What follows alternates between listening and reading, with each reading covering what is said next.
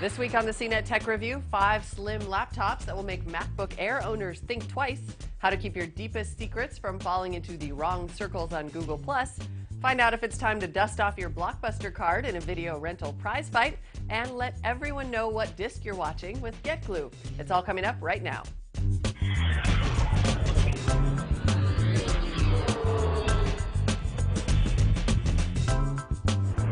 Hi everyone, I'm Molly Wood and welcome to the CNET Tech Review, where we collect our hottest videos of the week and tell you what's good and what's bad in the world of tech, plus offer our own unique tech wisdom in the form of the bottom line. Let's start with the good. If you're among the extremely vocal minority that think we spend too much time shoving Apple products down your throats, this one's for you. Although the MacBook Air is arguably the prettiest laptop ever made, a number of notable specimens from the Windows world are available for a price.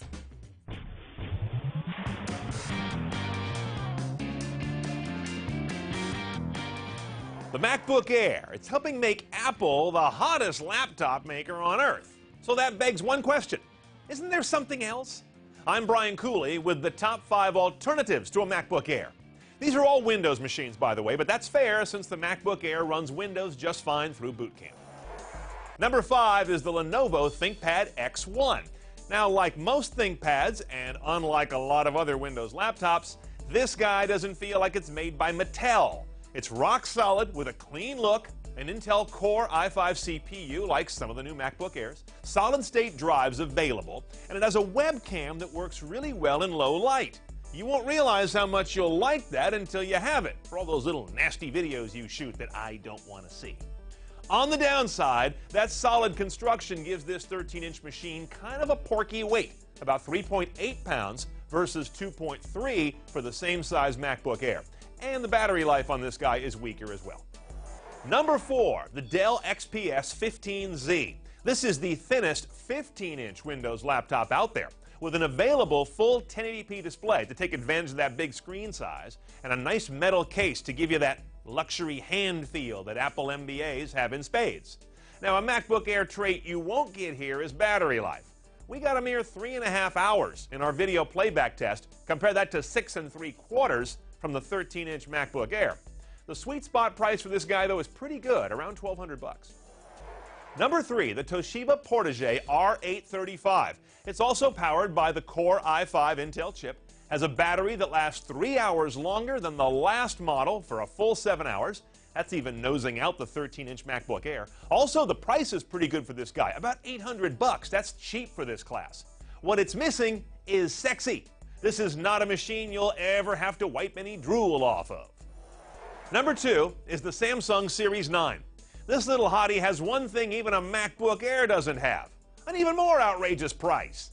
At $1,650 list, this machine requires a commitment and probably a second shift to pay for it.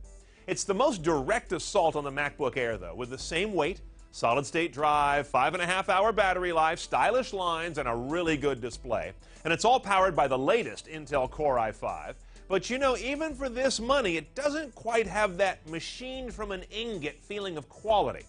Still, it's hot, but make sure you shop aggressively for price if you're going to buy one of these. Always check the links to the best merchant prices in the CNET Review. Okay, here's the number 1 ultra-portable you want to carry when you don't want to carry anything with an Apple logo. It's the Sony Vaio Z. Thin, light, powerful, blah, blah, blah. That's basically par for the course at this point. But 2 things set this guy apart. This interesting docking station that grafts on an optical drive, including Blu-ray ability, a bunch of extra ports, and a dedicated AMD Radeon 6630 graphics processor.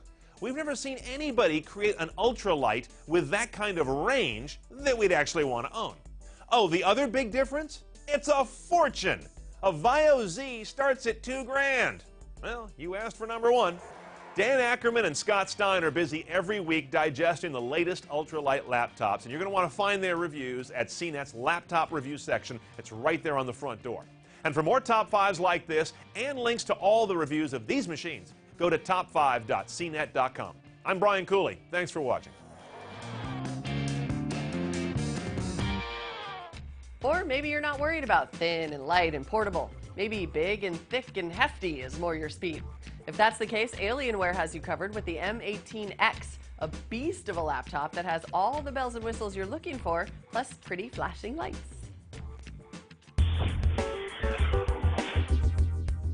I'm Dan Ackerman, and we are here taking a look at the brand new Alienware M18x. Now, I'm sure you're all familiar with these super high-end gaming laptops that this Dell subsidiary puts out.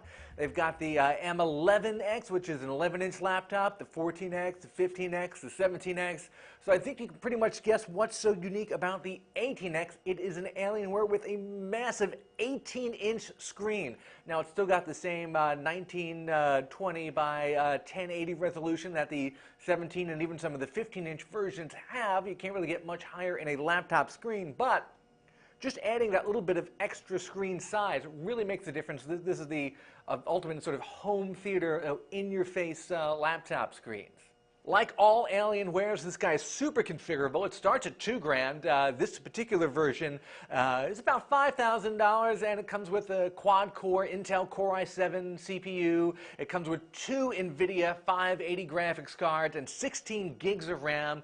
There are all kinds of other options, like for Blu-ray drives and solid-state hard drives, so you can really spend a lot of money building the perfect gaming laptop. And of course, like all Alienwares, it's got that very distinctive Alienware style. That's based on a couple of things. It's got these cool kind of automotive grills in the front, and it's got this backlit keyboard and backlit touchpad and a couple of other lights right here that you can actually go in and adjust with the Alien FX software package that comes with this. It's got a couple of different tabs within it. The first is Alien FX, and that lets you actually change the color of the backlighting underneath the keyboard in 4 different sections, and of course the touchpad and the quick launch buttons and even the Alienware logo and the little lights in the front. You can actually just pick the section you want to change. Let's say I want to change my number pad, pick a different color. I know, we'll make it blue.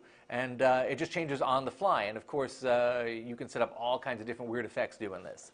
There's also Alien Fusion. That's basically a power management utility, and it goes through the same power management options you can get through Windows, but dresses them up nicely and gives you access to a whole bunch of options that it may be hard to find when you're just going through Windows. And of course, there's Alien Touch. That controls some of the options for the touchpad. You can change, obviously, the color of the border of the touchpad, the sensitivity, where the scroll bars are for your finger. And lastly, you can control the macro keys along the left side of the keyboard. You can, again, change the background color and also assign each key to something different, whether it's launching a program or doing a particular combination of buttons in a game. Of course, you're not going to go carrying this thing around in your backpack or to the coffee shop. It's just too huge. But if you do want to set it up, let's say in a dorm room or in a den as your home entertainment center, it not only has an HDMI out jack, it actually has an HDMI in, so you can actually use this big 18-inch screen and hook other things like game consoles and Blu-ray players or other devices up to it. Of course, if you're in the market for an Alienware, you kind of already know who you are. This is not a laptop for somebody who just wants to surf the web and check their email. It's really designed around high-end PC gaming, and of course, it has more than enough power to do anything else a high-end PC user would want to do, like HD video editing or anything like that. Of course, you are going to pay dearly for the privilege, but at least you're going to have a laptop that's a little bit different than everybody else. I'm Dan Ackerman, and that is the Alienware M18x. Since that computer folds in half, I guess it is technically a laptop. But if you fork over the dough for that big boy, I'll be surprised if it ever leaves your desk. When it comes to controlling your privacy on social networks like Google+, the golden rule is to not post anything you don't want anyone else to see. But sometimes it's not that easy. Luckily, Sharon Vaknin has a few tips for locking down your info in Google+.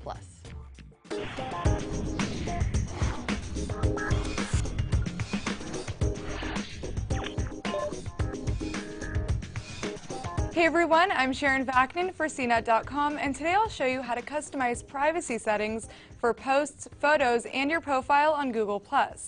The main feature that sets Google+ apart from Facebook is Circles, which lets you selectively post to different people. You need to know a few things about how this works. First, any posts you make public are indexed by Google, so anyone who searches for your name or something related to those posts might find them in Google search. But most of the time, you'll probably post to limited circles. The problem is that if you're not careful, anyone in your circles can reshare your post to their audience. But there is a way to prevent this. Once you publish a post, click the arrow and select Disable Reshare. You also have the option here to disable comments if you want. Now that you understand how posts work, let's tweak privacy settings for photos. Head to the Photos tab in your profile and hit View All Albums. If there's a globe next to the album, it's public, a lock means it's private, and a couple heads means it's limited.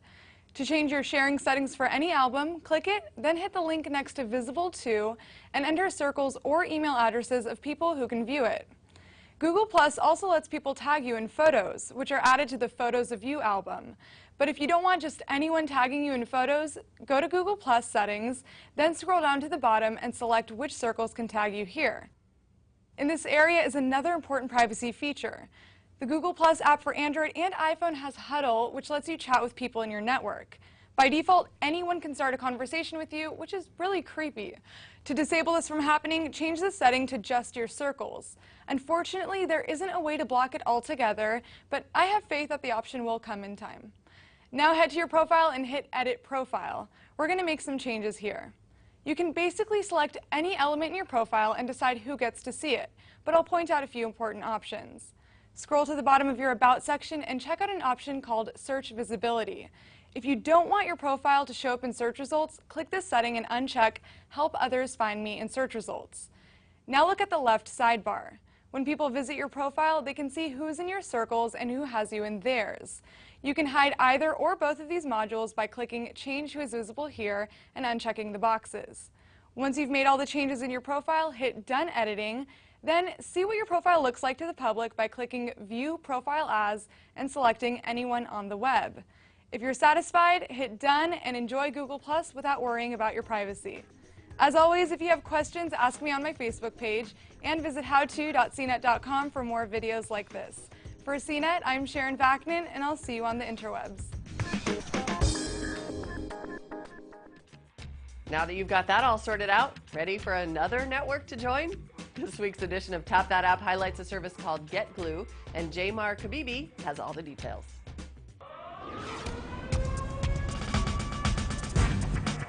What's up, folks? I'm Jamar Kabibi, and welcome to Tap That App, the show where we cover the hottest apps on planet Earth. This week, we're checking out an app for a unique kind of social network called GetGlue.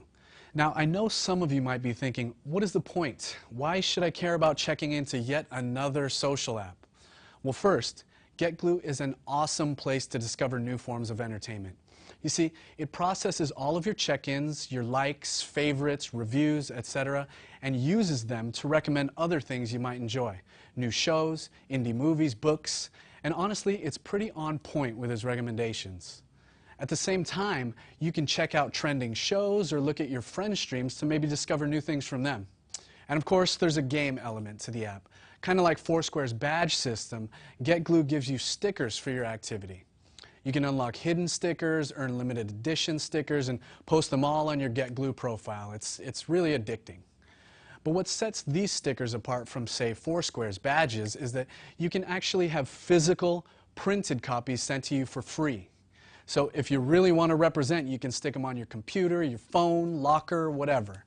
But in order to get them for free, you got to earn at least 20 stickers first, so get cracking.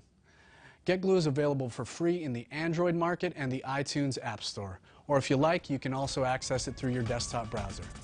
That's it for this week. If you know of any apps worth tapping, hit us up at tapthatApp@cnet.com. I'm Jamar Kabibi. Thanks for watching. Oh, so it's basically Foursquare for people who never get off the couch. I get it. All right, the time has come to take a break, but stick around. We still have a lot more tech review right after this.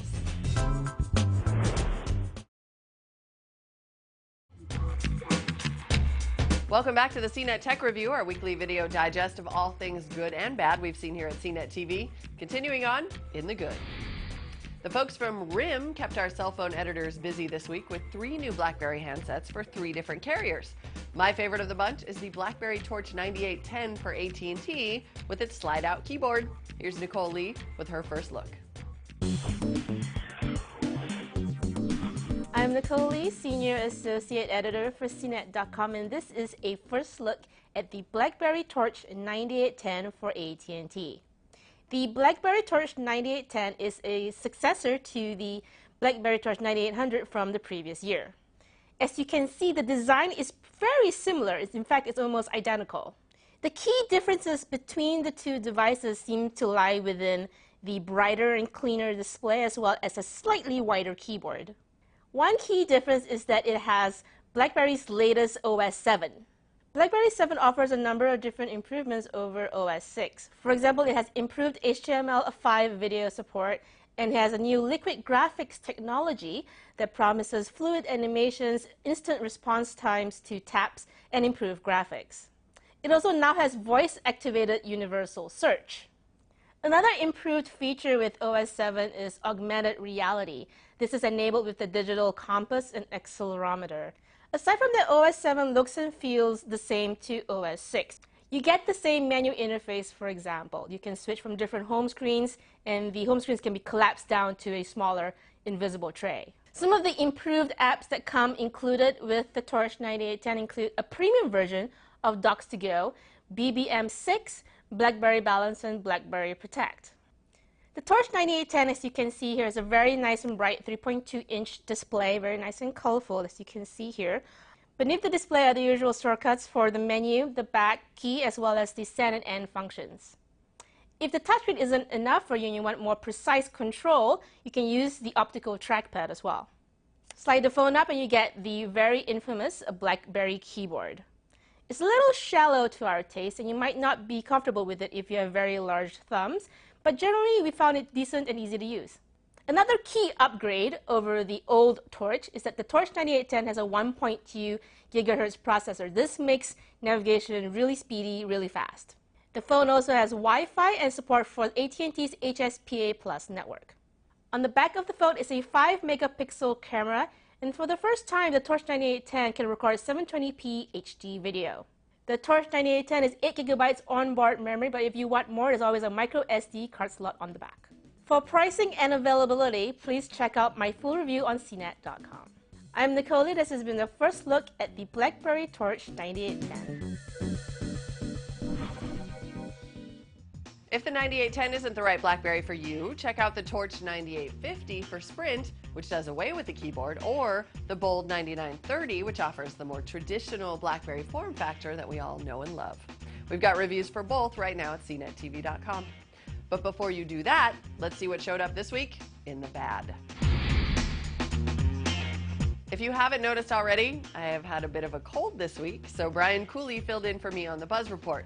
And boy, am I glad he did, because it meant that I didn't have to look at this atrocity for very long.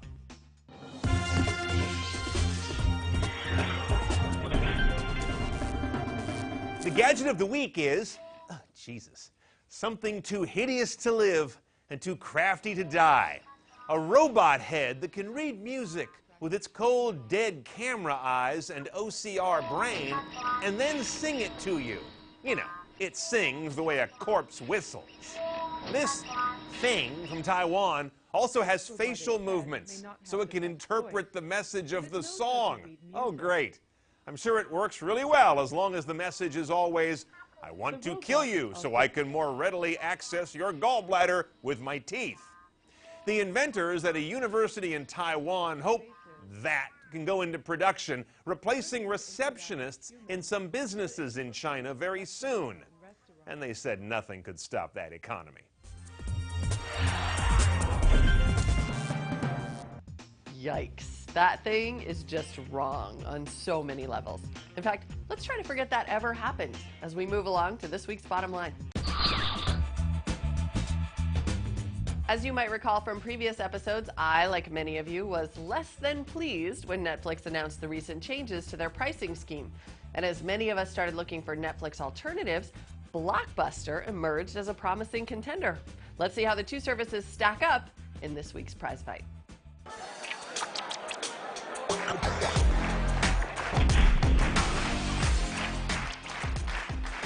What's up, Prizefight fans? I'm Brian Tong, and with changes to Netflix's pricing, people are looking for alternatives. So we're bringing you a Throwdown showdown with two disc and streaming subscription services. It's a Prizefight punch-out between Netflix and Blockbuster. Our judges for this fight are senior editor John Game of Thrones Falcone, executive editor David the Bad Boy Carnoy, and myself, Ring-a-ling-a-ding-tong. Now we'll take all 3 judges' blind scores and average them out to the nearest 10th each round. The final prize fight score will be an average of all rounds using the same decimal system. These 2 services aren't exactly alike, so we'll help break it down for you. But hold on to your butts. Round 1 is all about the disc subscription plan. Netflix has the largest physical disc collection with over 100,000 TV shows and movie titles with a plan that starts at $7.99. Now if you want Blu-rays, you'll pay $2 more a month. Blockbuster's disc plan brings its library of over 95,000 movies and TV shows, but you'll also be able to rent video games from a collection of more than 3,000, and there's no additional cost for Blu-rays with plans starting at $9.99. Throw in the fact that Blockbuster gets many of its new releases 28 days before Netflix, and it's Blockbuster that takes round 1 with a perfect 5, and Netflix gets a 3.7. Next round is streaming subscription plans. Neither company has released specific numbers for their streaming collections, but Netflix's $7.99 streaming plan is packed with older movies, and it shines when it comes to catching up with TV series from the past. But when you're done with that, what's left? Its biggest drawback is its weak library of new and current content that we all care about. Now, Blockbuster doesn't offer a monthly streaming plan. Instead, it's an on-demand service with little to no TV show content, where you can rent new movies for $3.99 a pop or purchase them as well. Its advantage is that it still brings new titles 28 days before Netflix, but the costs will add up fast. Netflix takes round 2 with a 3.7, and Blockbuster gets a 2.7. So after averaging 2 rounds, Blockbuster leads by 0.2 of a point. Round 3 is device support. Netflix is supported on nearly every major connected device, from phones to game consoles to TVs, and add it all up, and it's over 200 pieces of hardware. It really feels like it's on every device. Blockbuster support is growing. You can access it on laptops, some phones, and more, but it's still way behind. And when 50% of Netflix viewing is done on game consoles, you probably want to get in on that action. Netflix takes this round with a perfect 5, and Blockbuster gets a 3. Next round is overall convenience. Netflix brings a clean user interface across all its digital devices that feels familiar, and getting people to trust in mailing discs because of its ease and reliability was pretty much created by Netflix. Now, Blockbuster's web interface needs a little streamlining, but it's not horrible. Its flexible disc-by-mail program is solid, but the differentiator here is the ability to walk into a physical Blockbuster store and swap out your rentals. Now, that sounds great if you're close to one, but there aren't that many left. Netflix takes another round with a 4, and Blockbuster gets a 2.7. So after averaging 4 rounds, the tables have turned, and Netflix now leads 0.7 of a point. The final round that will decide it all is combined value. Things have cooled to a simmer after a hot boiling period with the new price changes that split Netflix's streaming and disc rental plans. But let's do the math. Even after the split, if you add up both the disc plan and the streaming plan at $7.99 each, you're spending just under $16 a month. Now let's look at the Blockbuster plan. It starts at $9.99 for disc rentals, and yes, that includes Blu-ray and games. But if you watch just 2 on-demand movies in a month, you're already at $17. Now these plans come down to what kind of content you care about, but Netflix looks like the more compelling of the 2, and it takes the final round with a 4.3, and Blockbuster gets a 3. So let's average out all 5 rounds, and in a prize fight where Blockbuster took the lead after 2 rounds, Netflix fought back and takes this prize fight 4.1 to 3.3 and is your prize fight winner. We know these services aren't exactly alike, and even though Netflix is king of the ring, your best bet might be getting a combination of Netflix's streaming for $7.99 and Blockbuster's disc rental plan for $9.99, where you'll really get the best of both worlds. I'm Brian Tong. Thanks for watching. We'll catch you guys next time on another prize fight.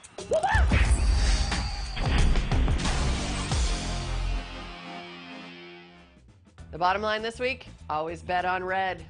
If you want to quit Netflix just on principle, Blockbuster can be a decent alternative, but I like Brian's suggestion of splitting the difference, streaming from Netflix and discs from Blockbuster, especially if you can get them a month sooner. All right, folks, that's our show. Come back next week for an all-new CNET Tech review. Until then, there are tons of great videos available every day at cnettv.com. See you next time, and thank you for watching.